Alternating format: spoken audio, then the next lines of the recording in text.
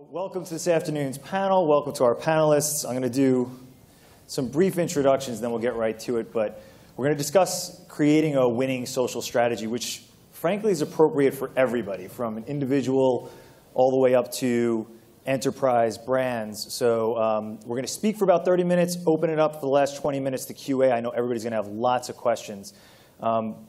Starting with the introductions, we'll start with Brett Wien from Facebook. Firstly, thank you so much for being here. Brett is the second person from Facebook to attend the Westchester Digital Summit, and the second Brett. So I guess it's like 30 of you guys. I was the first. I was the first. All right, thank you. And the most important. And the most important. So Brett, everybody, thank you so much for being here. Andrew Goldman, he's the agency partner lead at LinkedIn, and we've been trying. We tried last year to get you guys, but you were too cool for school. Now you're here, so thank you. We're very honored to have LinkedIn here. And I'm going to start from the outside. We have Linda Boff here from General Electric. Now, Linda, unfortunately, was the last time I saw you, I accosted you in the elevator at the event held by the Financial Times. So thank you so much for being here. Linda is the executive director of global brand marketing at General Electric. And last but not least is Greg Weiss. Now, Greg is the vice president of social media at MasterCard. And advice for anybody. So I was very interested in having Greg be on this panel, so interested, in fact, that I went to MasterCard's headquarters. And while paying for breakfast, I reached into my wallet and pulled out my American Express card. Wait for it. And then I said, oh, whoops, sorry, and I reached for cash. And then he just like kind of knocked me over and was like, I'll take care of the rest. So thank you for being a gentleman about it. And I like you, so I came I was going to anyway. say, yeah, it was horribly embarrassing. So we're going to keep the conversation really light here, but try and talk about how each of these individuals are leveraging their social media strategies and how LinkedIn and Facebook are helping to facilitate the conversation to allow for brands to become even more engaging via social media. And I'm going to start off with Linda, who there's General Electric, everybody's heard of GE. We all understand the brand. We all understand what you're about. And we know at Silverback, for example, and everybody in the audience, that it's a really difficult thing to find the true voice for a brand, especially through social or any sort of digital platforms. And I'm hoping, from your perspective, we could talk about maybe from how you communicate what that voice is internally, and how do you manage that voice externally via social platforms? If you could touch on that briefly. Yeah, sure, Chris. It's great to be here. So I think voice is a great place to start because, like a lot of brands, I'm sure MasterCard is the same. We couldn't be on social media if we sort of didn't know who we were. Sure. And I think part of knowing who you are is knowing the tone, knowing the voice, knowing what you want to communicate. And I think for GE, we are well known, 134 years old, a global company. We're not always well known for who we are. In the last decade, we've become a very industrial company. Our portfolio is like 70% industrial. It's transportation, energy, healthcare primarily. And what we, I think, have tried to do with our voice, with our tone, is get extremely comfortable and facile in being this big industrial company that provides great solutions to tough problems. And I often like to say, I feel like there was a pivot moment for us when we started to realize that it wasn't about, our voice wasn't about how to make a jet engine cool, but the fact that jet engines are cool. Yeah. And that was a huge pivot point. Absolutely. And I think for us, simple thing, but that gave us this sort of pathway, this North Star, that allowed us, whether it was Facebook, LinkedIn, Instagram, Vine, we're on quite a few platforms, to kind of find a way to talk about ourselves. And the other thing I would say is the more we talk about ourselves, the more we find our voice and tone. And that's been kind of an interesting experience. Sure. You mentioned Vine. And I know that you guys had done something on Vine, like the Gravity Day promotion. I know that Brian Funicelli, one of our guys from Silverback, was recognized for the Vine that he created, which General Electric noticed me. It's so cool. Do you find I mean, it seems like the first time such a large organization have a touch point for like a specific individual. How much time and effort is spent to have that conversation around, okay, this is why we're going to leverage Vine, and then what's that track back ROI for something like that? Yeah, so Vine's a great example. So later today, you guys are going to have a treat, which is to hear Gary Vaynerchuk speak. So Gary and I are partners. I should say VaynerMedia and GE are partners. So Vine launched in January. And Gary texted me on Sunday. We were talking about how we're football fans, so I was watching whatever football game was on. And Gary texted me and said, what do you think about going up on Vine? And I'm like, what's Vine? So, I mean, it literally hadn't launched yet. So, but we're kind of game to try things. We feel like it's part of our DNA, our brand heritage, an innovative company, invented the light bulb. We need to sort of bring that same innovation to marketing. Right. So we got up on Vine super fast. I mean, for anybody out here who has a slim budget, because everybody has a slim budget. I think I have a slim budget. Our first Vine was a little Petri dish with some water and food dye and a Q-tip. And you put the Q-tip in the little Petri dish with the color, and it sort of spirographed out, and it was really cool. And then from that, we did this whole thing called 6 Second Science, and it kind of exploded online. It was great. So, I think, Chris, for us, it's you just can't be on the sidelines. For us, you got to be out there. You got to do stuff. And I think by doing stuff, we learn. So our ROI on that one, just to be more specific, is by spending literally like $1.50 or whatever it cost us to do this Vine, we saw what the reaction was, and it kind of gave us courage and ammunition to then go do more of them. So compelling. And I think it's interesting for, obviously, you're forward thinking and you have that relationship with your agency where you can have a text message. I think it would be interesting, Greg, maybe you can comment from MasterCard's perspective, another large organization. Is there buy-in internally from the whole of the organization to allow you to do fun things like Linda's saying, or to even have a text message conversation? I mean, granted, Gary is Gary, and a lot of people in the room saw Gary speak last year, and VaynerMedia has this astronomical explosion of what they're doing within social. But there might be some senior executives and be like, there's no way that we're doing something like that. Do you have buy-in internally at MasterCard where you have carte blanche to do fun stuff like that? Yeah, I think so long as you can show how you're linking back to something that's going to ultimately benefit your customers, absolutely, right? And we're very lucky because we sort of ride the coattails in social on what started as a TV ad in 1997 with Priceless, right? And that's an iconic campaign that's been successful and is still relevant. And that really helps us as we're trying to connect with consumers around, just like what that ad was all about. It continues to be that experiences matter more than things. When you can play in that broad space, and when Priceless is part of the vernacular that people are using anyway, and you have some of the relationships we have at MasterCard, whether it be JT, Justin Timberlake, or the Yankees or whatnot, you can find ways to integrate those assets, those relationships into things that matter to consumers. That's great. Why do we do this stuff? It's warm and fuzzy and it feels good, but ultimately we show how we support the company vision, which is a world beyond cash. And we never use social, whether it's a Vine or whether it's a tweet or whether it's a LinkedIn update or a Facebook, whatever it is, we don't use it to say, hey, jump off your sofa and go charge your lunch on your MasterCard, even though that's how we make money. We use these channels and these forms of art and forms of content to relate with people around things that matter.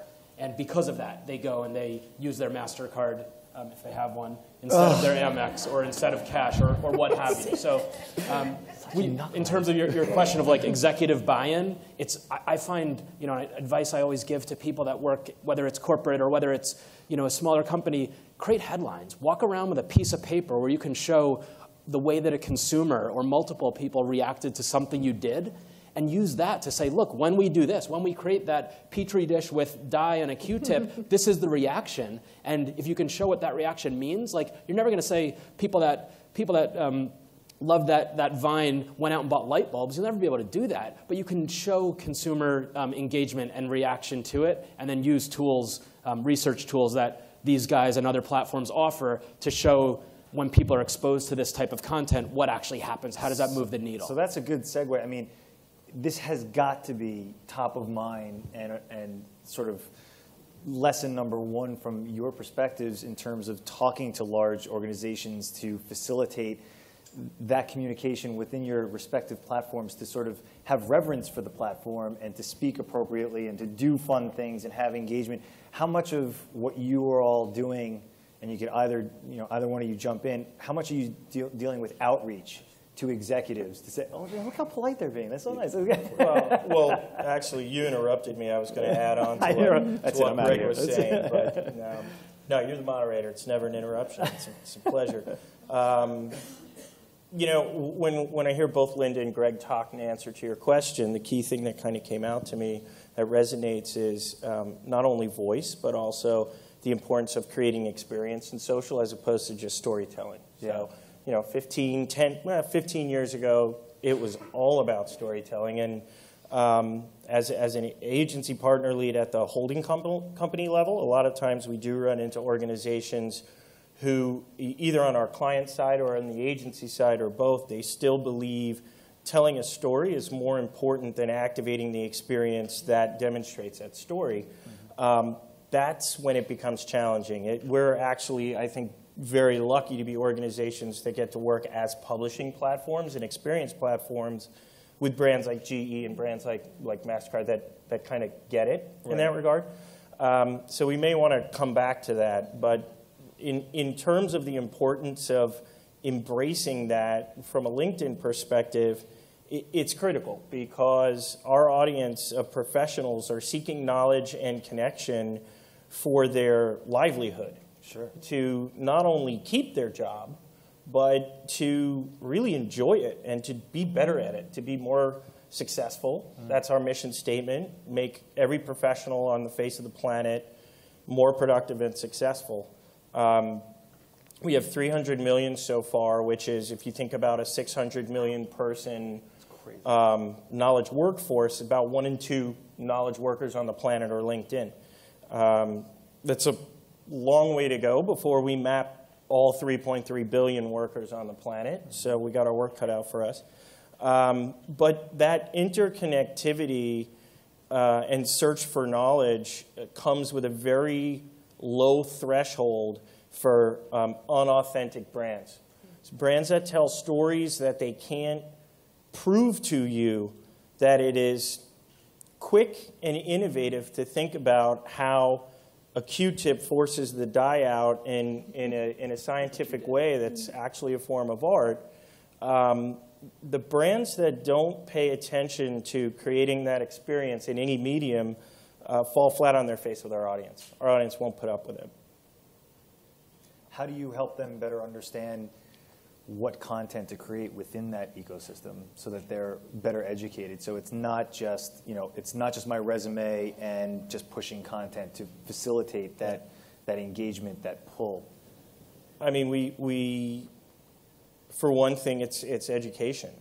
We stopped being a media-driven sales force and became a team of global consultants about 1.5 or 2 years ago when our marketing solutions business took a tremendous shift and a really big bet that our CEO, Jeff Weiner, made, which was we know that there's a thirst for knowledge and that the mindset of the professional on a social platform is laser focused on hearing from brands that are relevant to them in their professional pathway. And to quote Sheryl Sandberg, right, we leaned right into it. And we recognize that our audience is connecting with LinkedIn more and more mobile every year. And in fact, I think we'll reach our mobile moment of more than 50% of all connections to the site on mobile sometime in 2014. And so recognizing that it was just sort of a natural understanding that we had to better understand native messaging, and we had to find a way to use our targeting data and the insights on what professionals are looking for as they connect with each other and with brands that matter to deliver content. So that content education comes with a ton of first-party research on our own platform. That's the best way to show it. there's always case studies involved, and we take world-class brands like the ones sitting up here with me today, and we show that they have tremendous results. But we've also begun to verticalize our business so that we can talk very specifically about technology, about financial services, about healthcare, about energy, and so on, as professional segments, so that we can really dive into the behavior of those members. Mm-hmm. I'd say that's the number one way where we're helping brands understand how to leverage content on the platform. We're just showing them what works and daring them to get some courage, like Linda's team did. Yeah, absolutely. Wow, thank you. Brett, we know that, I mean, Facebook, it's a cultural phenomenon, global phenomenon, and it's become the internet for many people. I mean, this is their entry to the internet. This is where they spend their days. You know, I joked earlier, I knew that things were changing when my mom created a Facebook page because she wanted to see pictures of her grandkids. And I was like, oh, interesting. Something's happening here. For the attendees here, a lot of people have trouble wrapping their head around, you know, why does my business need to be there? Why do I need a Facebook business page? Because, you know, how am I going to talk business? You know, it's LinkedIn. LinkedIn is the place where I'm going to talk business and not offend friends and family. I'm hoping maybe you could, you know, shed some light on the conversation that you're having internally at Facebook about that and how to help further facilitate that, maybe for small to medium-sized businesses. Sure. Well, first off, I apologize. I have a bad case of laryngitis, so I'm going to try to get this out. I normally don't talk like this. I guess I'm going to go out on a limb and just ask everybody, like, what was the first thing that you picked up this morning when you were either lying in bed or when you got out of bed? Was it a newspaper? Did you turn the radio on? Did you turn the TV on? Or did you pick up your smartphone? See, it's good that we brought coffee. Yeah, thank you. Thank you. I don't even think, I literally lie in bed and I check Facebook, I check my email. It's the first thing I do. So regardless of whether or not I'm a big business, GE, MasterCard, or a small business, having a presence there is tremendously important. People are spending literally over 25%. I think it was the latest statistic that I heard, 25% of all time spent on a smartphone is spent on either Facebook or Instagram. That's tremendous. Linda's team is doing some amazing things on Instagram. I just want to give you props for that. Thank you so much. It's one of our favorite platforms. When somebody first told me to follow GE on Instagram, I was like, really? And it's absolutely beautiful. Like gorgeous photographs. They literally could be blown up and framed in some amazing ways. I'm sure they're up and down your office. But point being, whether you're GE or MasterCard or my local deli in Connecticut, like there's an importance for you to be there just because of the time spent.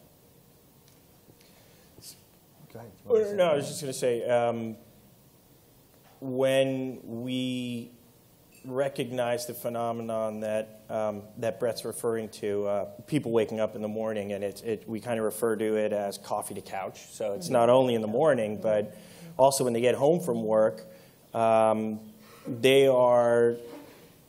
being us, right? Both professionals as consumers and professionals who are in a professional mindset.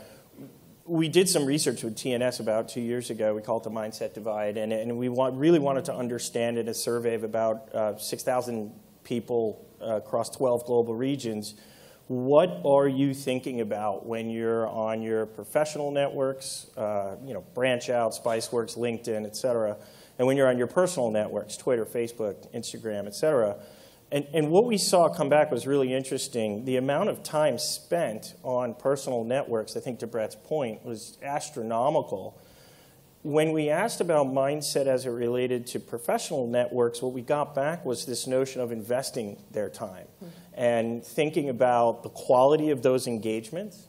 So as we shifted towards a content marketing offering for brands and continued to look at the importance of talent, both attracting, retaining, and inspiring, right, through content, it was sort of a natural understanding that mindset of an interest in hearing from companies and hearing from your own employer about what's happening and what's important to you as an employee rather, and as somebody who professionally wants to get more competitive. The really amazing thing to me was that people wanted to hear on professional networks from brands 26% more than they did necessarily on personal networks. So I think that businesses having a presence in both personal and professional, so you want to think of it as Facebook and LinkedIn, is absolutely critical because of time spent and because of the quality of that time spent. But that voice that Linda and Greg brought up is really what businesses have to focus on. What is your voice to an audience on a personal network? What's your voice to an audience on a professional network? They shouldn't necessarily be the same. Yeah, so that's a really interesting point for both of you, both nodding. Yeah. How do you manage that? I mean, I think whether it's in a solopreneur all the way up to an enterprise level business, there are different voices. There's B2C, Totally. B2B, internal, Totally. external, HR, all of this stuff. How do you wrestle with that? I'll jump in and then let you, of course.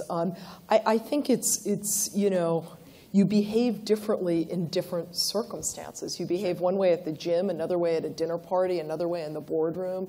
We behave on Facebook, and we're so overt on our Facebook page. I think we say something like, this is for people who share our passion about science and technology. Super overt. That's who we want to talk to. That's what we're going to be talking about. On Vine, obviously it's different. So we almost never, certainly we resist the temptation to take a piece of content and try to slice it into 6 different pieces and say, here's the Vine piece, and here's the Twitter piece, and here's the Facebook piece. Mistake, at least in my opinion. You have to really think about the audience, the context, the relevancy, what that audience wants to consume. I completely agree with Andy in terms of, when I'm on LinkedIn, I'm deliberate, I'm purposeful, I'm thoughtful. I mean, whatever I might be doing on there. When I'm on Facebook, it's a different behavior. They're both very engaged behaviors, but they're different behaviors. Instagram for me is, it's like a coffee break. It's just sort of like watching beautiful pictures go by. So I think as brands, you have to think about those things. And I think, woe to the brand or to the individual who tries to kind of take one thing and shoehorn it in. I think bad. Yeah. Reverence for the platform. Yeah.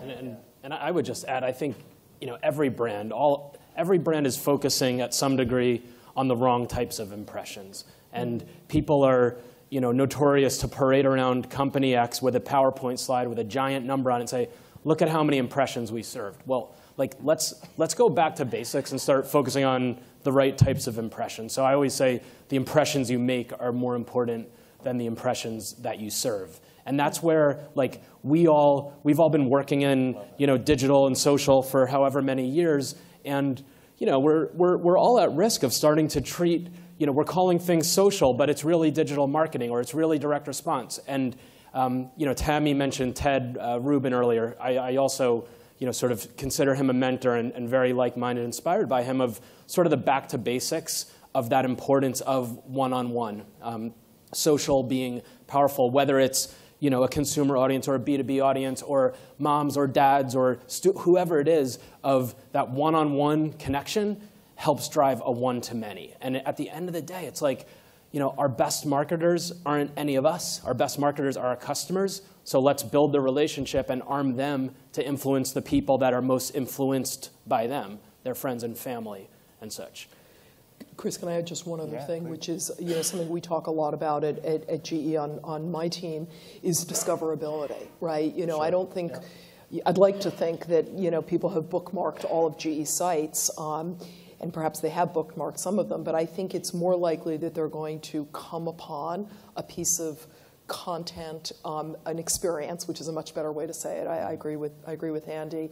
And once they do that, you want to make sure they're discovering you in a way that's delightful. Sure. In our case, I think for us, we have a little bit of a strategy of surprise. When we surprise somebody, I mean, exactly what Brett said about Instagram. You were surprised we were really cool and great and kind of badass on Instagram, right?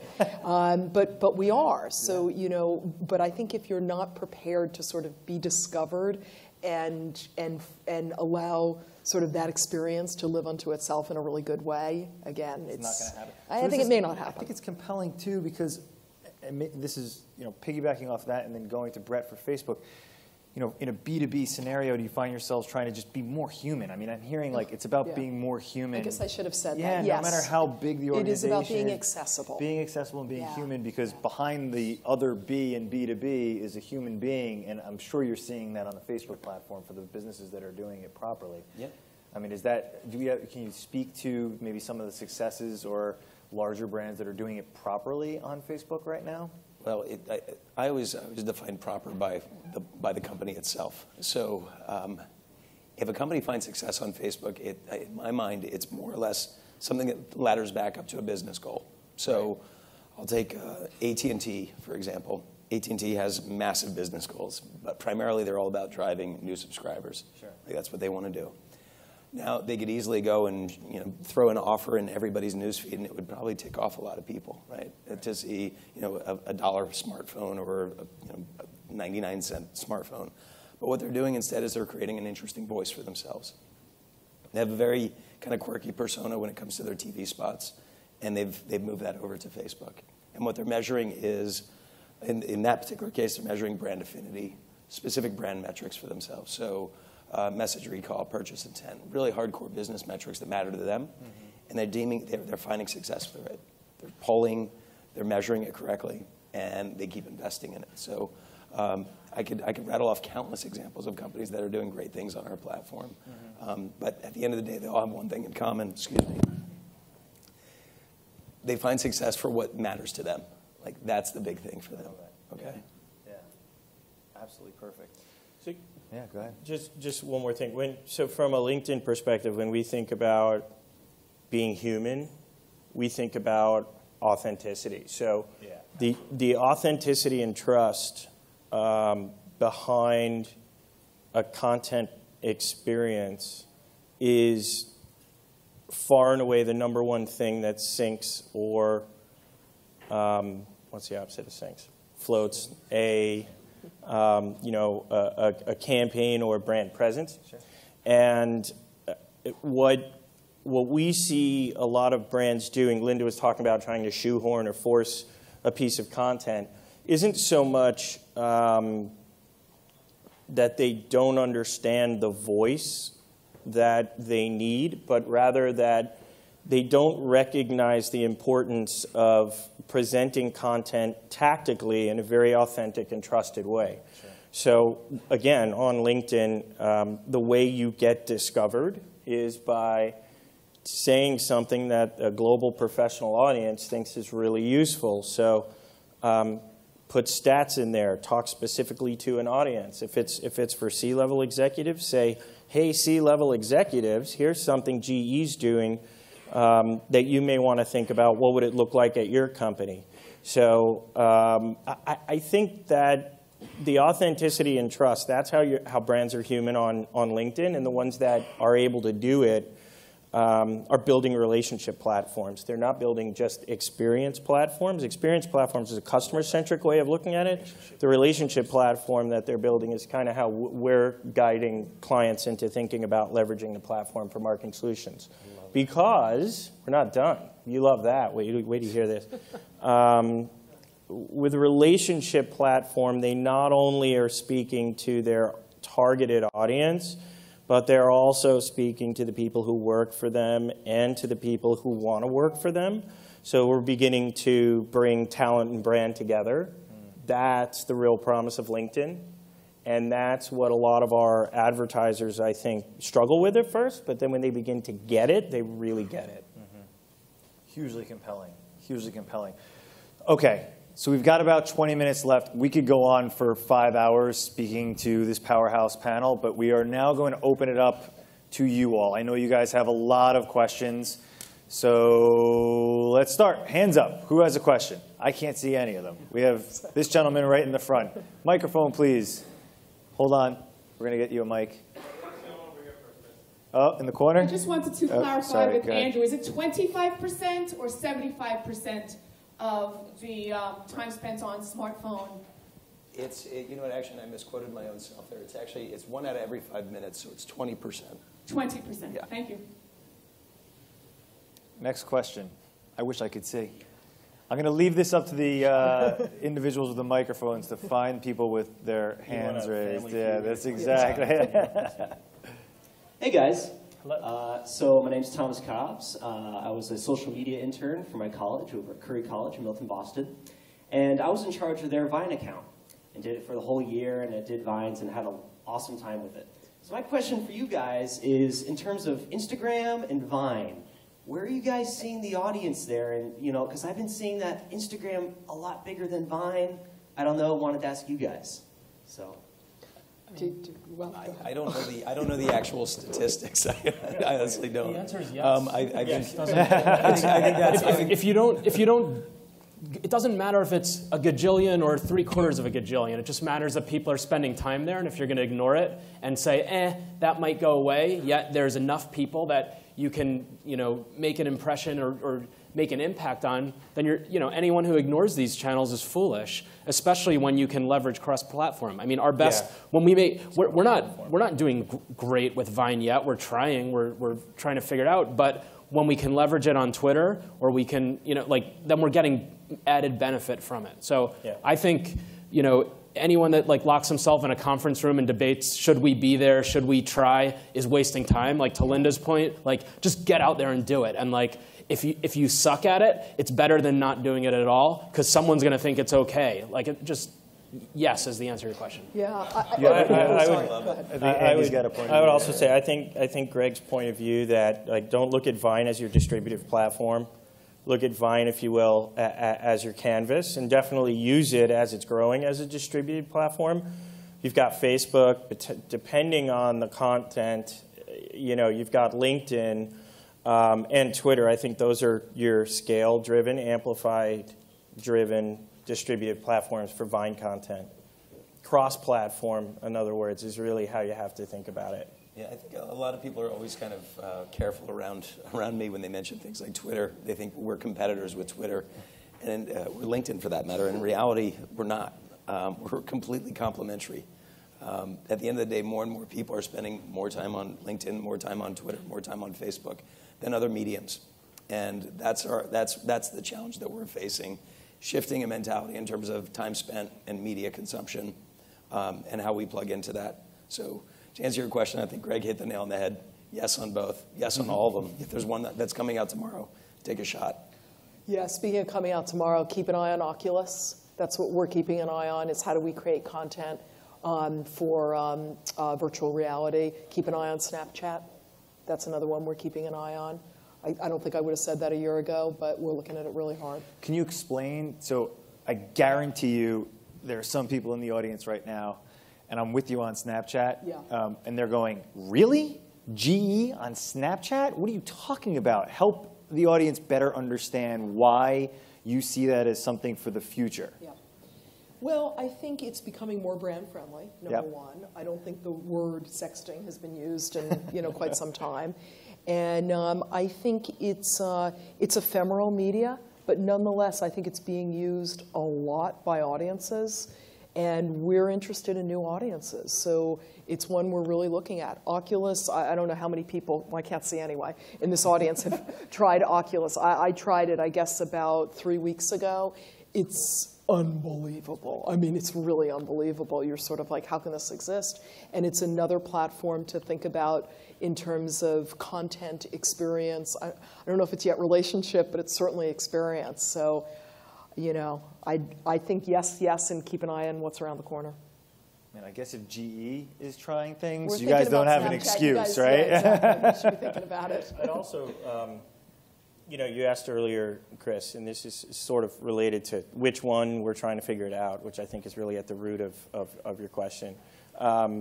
We announced a couple weeks ago a content partner program. So we have content creation organizations that are part of that certified partnership. We also have custom app development companies that are part of that. And then we also have some API-enabled, so LinkedIn API is enabling social buyers, so social platforms that can buy campaigns on LinkedIn and optimize real time. And those kinds of organizations all have presence on Facebook and LinkedIn, and they're constantly putting white papers up and slide share decks up talking about how does a small and medium-sized business bring to life a cross-platform content experience. How do you figure out what the best practices for big rock content are and turn that into a calendared content strategy? So the answers are out there as well. I'm not being naive and saying just Google it because they're not here. But our distributed platforms, particularly on LinkedIn, I think if you jump into SlideShare and start looking at brands like HubSpot, Content Marketing Institute, these guys are really smart about how to get off the ground with some of these new ideas, and it can give you a lot of ammunition to talk to other people in your organization if you're getting some pushback. SlideShare on LinkedIn is one of my favorites. I just think it's so powerful, and yeah, really powerful. I know that I saw some hands. Yep. Hi, Anne-Marie from Houlihan Lawrence. Yep. And I have a question for Linda and Greg. I'd love to hear more about your strategy for managing questions or feedback from the public with your accounts and keeping your brand voice consistent. Sure. Okay. Go ahead. So, I mean, first and foremost, we try to not leave tweets unanswered, right? And that's so important. A lot of questions that we get at MasterCard actually aren't for us. They think it's for us. They're asking questions about a charge on their statement, about their annual fee, their APR. So we don't ignore it. We get them in touch with their bank, right? So we respond to everything. That said, the best sort of response that we're doing right now to really, sort of what I was talking about before with bringing social back to its roots is our Priceless Surprises program. I don't know if anyone's seen the ad on TV where Justin Timberlake knocks at someone's door and surprises her. We've leveraged Priceless Surprises as sort of our extension of Priceless to deeply engage with consumers and small businesses, for that matter, on a one-to-one basis. And we're looking for moments that people are having related to experiences and replying to tweets and actually surprising them. So let me just illustrate an example. Someone in this room just shout out who had an amazing experience or something you're passionate about. First one to shout it out, just say it. No one likes anything? Okay. Fine. How about this side of the room? Who loves the Yankees, or who had a great Mother's Day or something like that? You love the Mets? Okay. Max what? No, I'm just So do you have a MasterCard? No? Okay. Who else then? Sorry. Who else? Someone loves the Yankees. Do you have a MasterCard? Great. Well, I have a priceless surprise for you. Come here. Nice. Come here. This is for him. Pick it up right here. This is a $50 gift card so you can buy yourself, a MasterCard gift card so you can buy yourself something related to the Yankees. Who on this side has a MasterCard? I'm just going to, first hand here, show it to me. Take it out.